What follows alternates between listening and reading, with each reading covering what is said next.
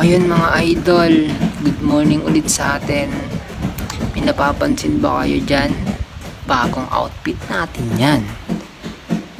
At kumuha nga pala ako ng timba dyan para basa-basain natin yung sniper natin para mas magandang sabunan mga idol. Ayan, syempre may dumaan, hindi ako nahihiya dyan. At kahit maraming dumaan pa, mag-hello lang ako sa kanila. Ayan, kita nyo naman mga idol. Binasa ko lang muna yan dyan. At syempre mamaya sasabunin yan. Ayan, at kumuha na ako ng sponge dyan. Kahit panlinas na